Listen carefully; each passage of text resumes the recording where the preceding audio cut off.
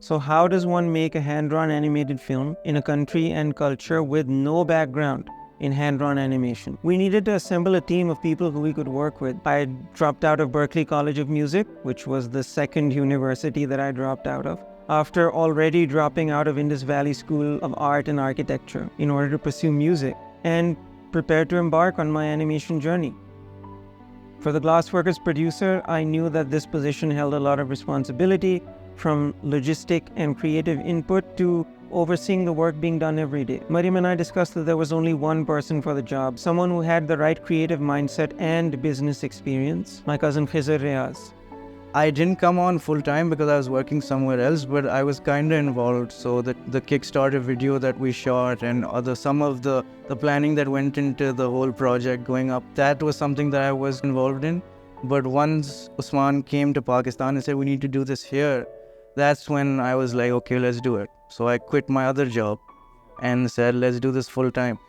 I got along with Usman pretty well and pretty soon. And suddenly he told me, my cousin is a producer. Oh my God, I said, oh, that's gonna be tricky. But at the end, I was really, really happy to find Haider as a partner producer in this film.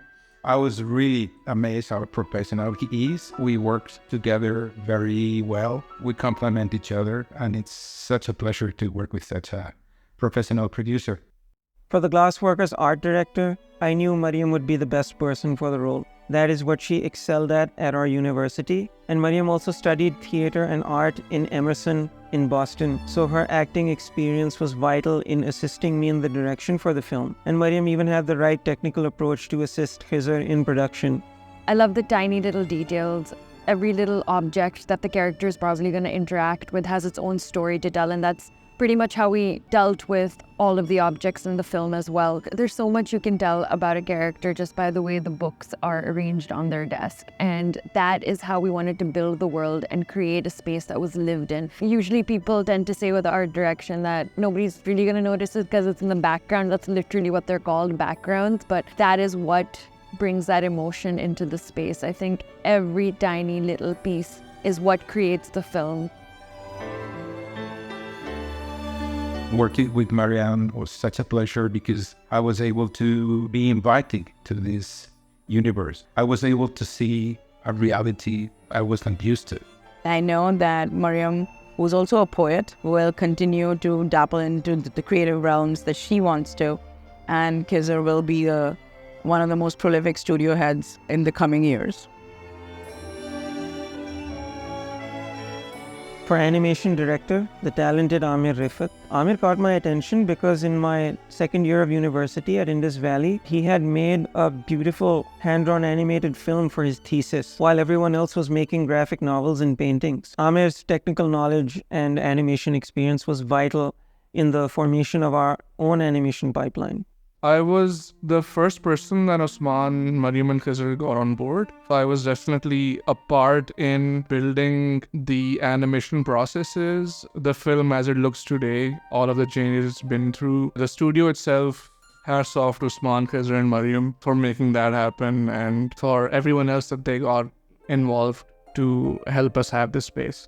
For our character designer, the talented Sophia Abdullah. Sophia had worked in numerous animation studios in Malaysia before joining our team. Her experience really helped in training people here in Pakistan. I was hired as character designer. Usman approached me to basically interpret his sketches, I think, just to see who would probably fit the vision that he has. I've been animating and drawing since I was young, but to have someone really be come in as a character designer, that was kind of a new experience for me. There was no team in the beginning, so I was the only character designer at that time. I knew that Pakistan is full of so much potential, and there's so many gifted young artists here. It seemed like a simple idea at the time, but nothing prepared me for how difficult it would be to get this studio up and running. The biggest resource that we needed at an animation studio was animators. So what we had to do was put out a call, and a lot of people responded. We did a lot of social media posts. We actually even did a school tour, things that we learned while doing that. Getting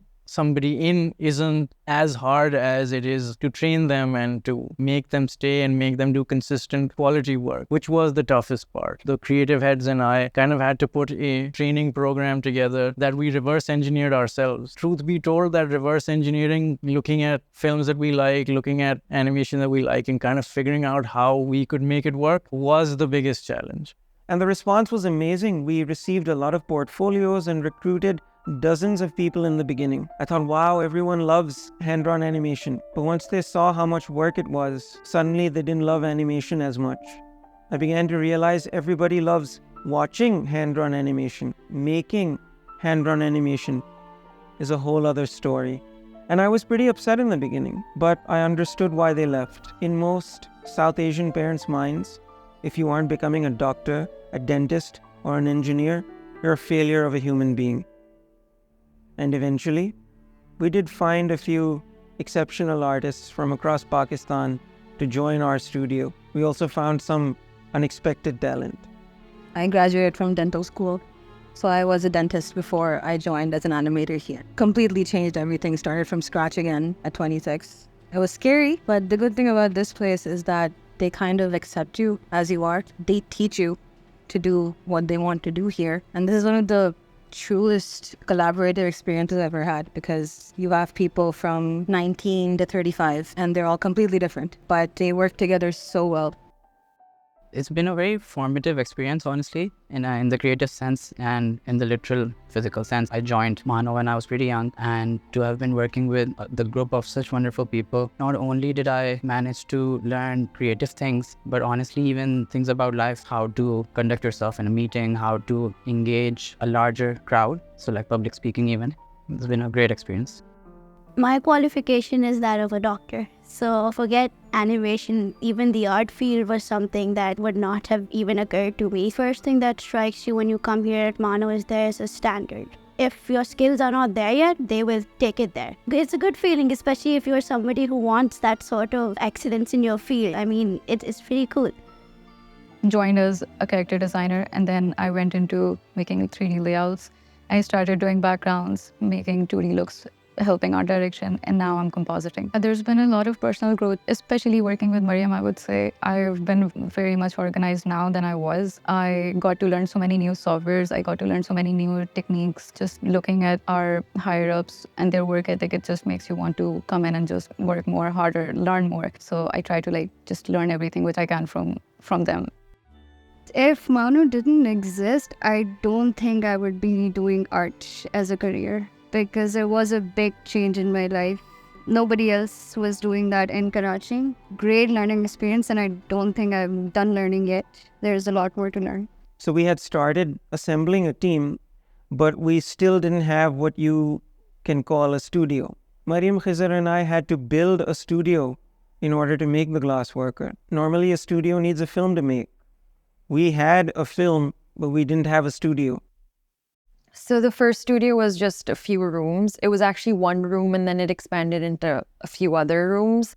So we are in the old Mano office, which we occupied this from when? 2016 to 17, so like a year. Yeah. It was just this room first. Yeah. And then we expanded here. And then there was this one, and finally this one, and that was it. We started with a very small team, and then it started getting bigger and bigger. And in the start of 2017, we realized we needed our own space. And in order to do that, we came here.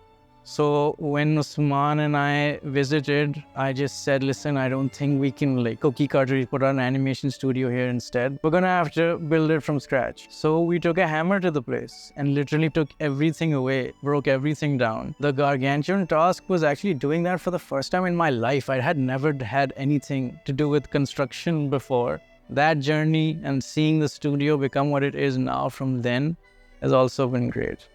We had all sorts of people, designers and illustrators who had previously worked in art houses, game studios, ad agencies, come and join this circus we started in Karachi.